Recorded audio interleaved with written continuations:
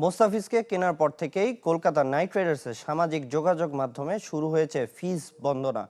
একের পর এক পোস্টে কাটার মাস্টারকে বরণ করে নিয়েছে আর দর্শকদের মাঝে সাড়া ফেলতে চেয়েছে কেকেআর। জুনায়েদ সিদ্দিকী, রুবেল হোসেনরাও বলেছেন যোগ্য মূল্য পেয়েছে মোস্তাফিজ।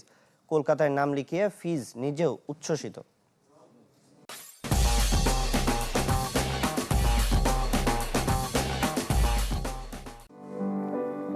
রেকর্ড গড়ে ইন্ডিয়ান প্রিমিয়ার লিগে দল পেয়েছেন মুস্তাফিজুর রহমান।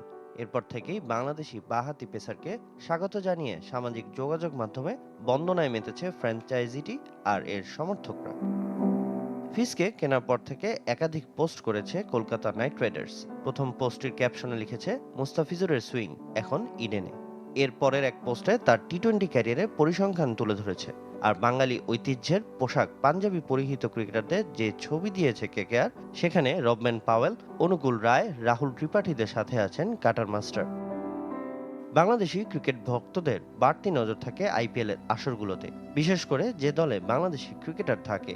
আর সে দল কলকাতা হলে উন্মাদনা থাকে বাড়তি। গেল কয়েক বছর ধরে সাকিব আল হাসান ও মুস্তাফিজুর রহমানের দলগুলো ঘিরে তরুণদের আগ্রহ। এর আগে কলকাতায় খেলেছেন মাশরাফি, সাকিব, লিটনরা।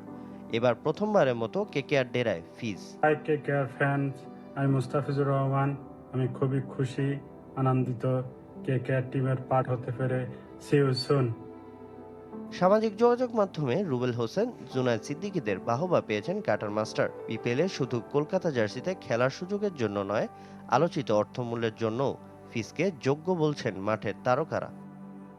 সাম্প্রতিক পারফরম্যান্সও বলছে মুস্তাফিজকে নিয়ে কেন কারাকারি হয়েছে মিনি নিলামে। জাতীয় দলের বাইরে আন্তর্জাতিক লিগ টি-20তেও সাফল্যের ধারায় তিনি। আমিরাতে চলমান আসরে দুবাই ক্যাপিটালসের হয়ে 4 ম্যাচে 6 উইকেট নিয়ে ধারাবাহিক এই পেসার। আইপিএল ক্যারিয়ারে 8 মৌসুমে 60 ম্যাচে 65 উইকেট নিয়েছেন মুস্তাফিজ। 2016 সালে নিজের অভিষেক আসরেই সানরাইজার্স হায়দ্রাবাদের শিরোপা জয়ে রেখেছিলেন বড় ভূমিকা, হয়েছিলেন আসর সেরা উদীয়মান ক্রিকেটার। সামিন ইয়াসার, চ্যানেল 24।